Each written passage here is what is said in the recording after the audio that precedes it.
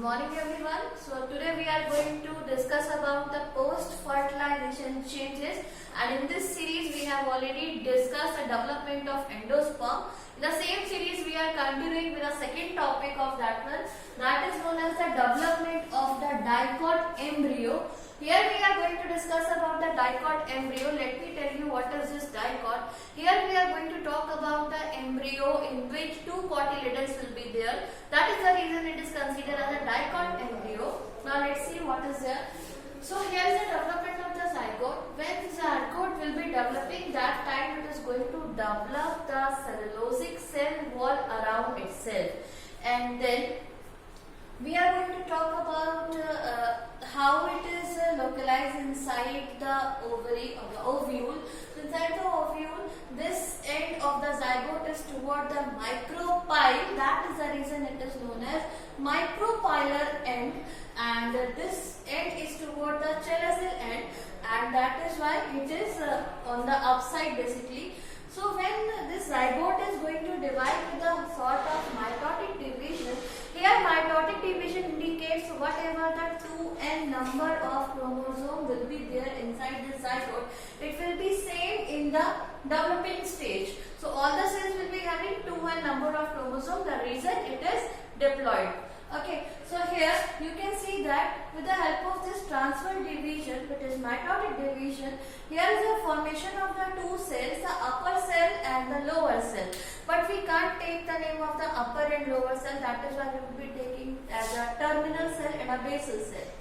This terminal cell is basically known as embryonal cell, and the type of division which will be there, that is it divides by longitudinal division. So whatever the divisions will be there in this one, the terminal part, that is a longitudinal division. And when we are talking about the lower part, that is the basal cell, here it is known as suspensor cell. It divides by transfer division. Okay. So now this one is the next stage of the development. Here you can see that this basal cell is going to make this much part, means when this basal cell is going to divide, then they will be producing this much suspensor cells, and the bottom or the terminal part of this one is indicated as a name of vesicular basal cell, or ultimately it is going to result into haustorial cell. Okay, so this one is the result of the transfer division. That is why transfer division, I already told you, this part will be doing the transfer sort of division.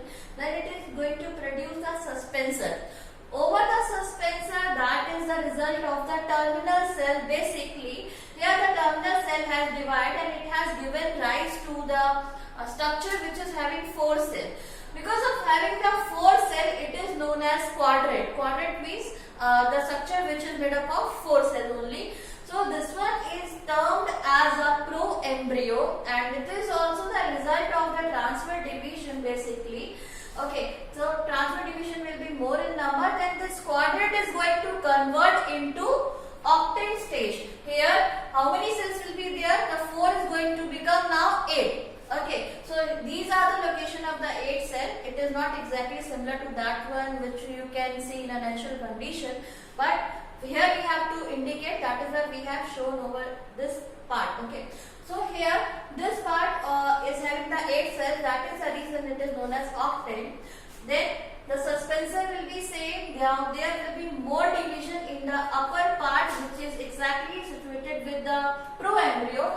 Here there will be the sort of transfer division as well as longitudinal division. The resultant product will be like this. Transfer division is going to increase this number of cells, and then this longitudinal division will be there inside this part, and near about 3 to 4 tires will be made up of that hypophysis. And then there will be more division, that is known as the periclinal division. Here, because of this periclinal division, you can see that these 8 cells got divided into now 16, and the outer part or the outer area will be termed as dermatogen. Derma means basically the sort of skin or the epidermis. So it will be forming the outer layer which is known as the epidermis of the embryo. Okay, and when we are talking about the hypophysis, this hypophysis has already made 3 to 4 tires. Because of these 3 to 4 tires, here you can see that these two upper and these two lower, the red portion which is indicating hypophysis, the upper two which is exactly situated with the pro-embryo is going to convert into root cortex, and the lower two is going to convert into root cap or root tip, and the remaining suspensor will be same, the hostilial cell will be same, and this condition is basically known for the embryo will be known as globular embryo because it is somewhat looking like a globe. That is the reason it is known as globular embryo. Then, and you have to always remember about the micropylar and the chelazal end. Here this part will be chelazal end, this one is the micropylar end.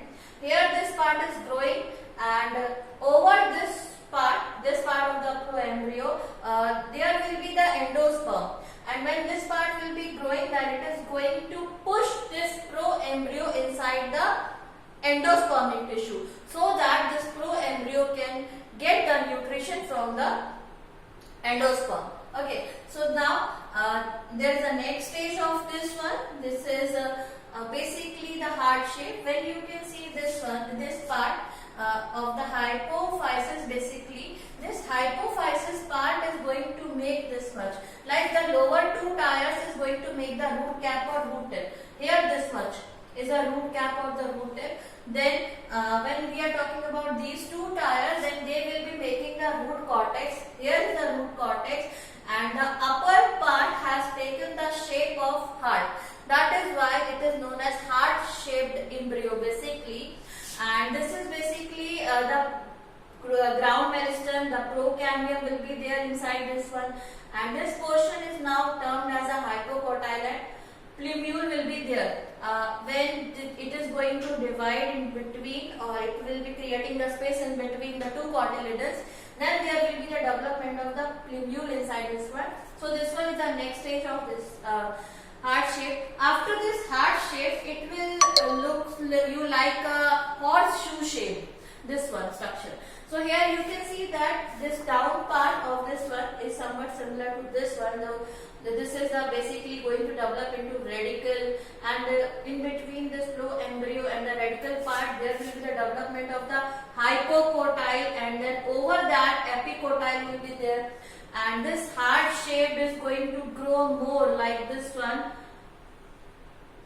and it will be making two cotyledonly shape. So one cotyledon and this one is another cotyledon, and in between the notch of these two cotyledon, there will be a development of the dome shaped structure which is known as plumule, and this plumule is going to further develop into the aerial part of the plant, that is known as the stem, and this one is going to be the underground part which is going to convert into root basically. So here is the resultant product of this zygote, the developmental stage of the embryo. So here you got the embryo in the form of dicot because of the presence of the two cotyledons. So this is all about the post-fertilization changes in the zygote and the development of the dicot embryo.